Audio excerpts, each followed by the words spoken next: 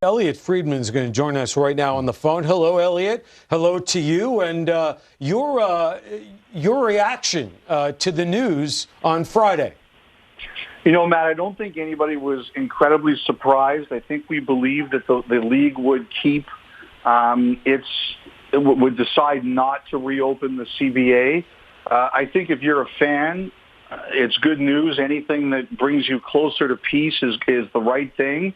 And I agree with Ken. I would say that there is reason to be cautiously optimistic. All the information I get is that both sides believe that they are building momentum, but nothing is done until it's done. And so now we see where it goes with the players, whose deadline to reopen is in 2 weeks on September the 15th. Okay, so Elliotte, is it as simple as September 15th, yay or nay? Or are there other things that could happen, another option on the players' side?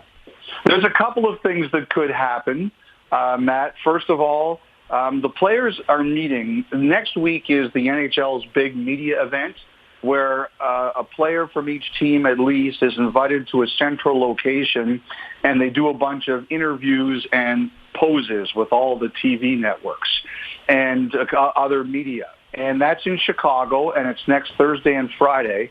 So on Wednesday, the players who want to go and the executive committee of the Players Association are going to meet in Chicago.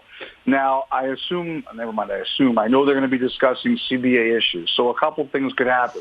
Either they could think they're getting close enough to a deal, or they could say, okay, on the 15th, we're not going to vote to open it up. Or there's another possibility, and since I tweeted it, Matt, I'm getting some different opinions on it. There is the possibility that both the league and the players could say, okay, because we're building momentum, we're going to move our date back to decide. And I don't know if that'll happen, but I've been told it's been kind of thrown out there, and it's one possibility of what could occur. Okay, so if they're building momentum, what are they building toward, and what would the players want? Well, I think what the players want is, without getting too complex, it's like when you buy a house, you put money into escrow. When you get your salary, some of the money is put into escrow to make sure at the end of the year, the league and the players split the revenues 50%.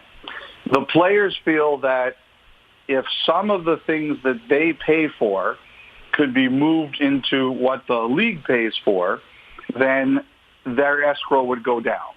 And I believe that that's what one of the key factors of what the two sides have been negotiating.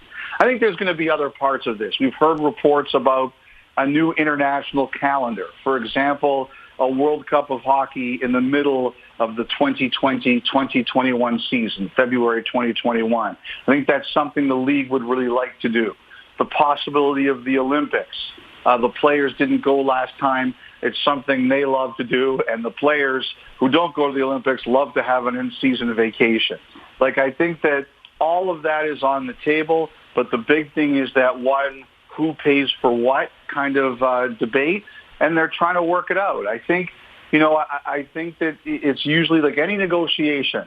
As Ken says, you got to get to there. You got to get to the end before it's done. And there's probably things on both sides that nobody's 100% happy with. But the key thing, Matt, is in years past, there's always been grumbling.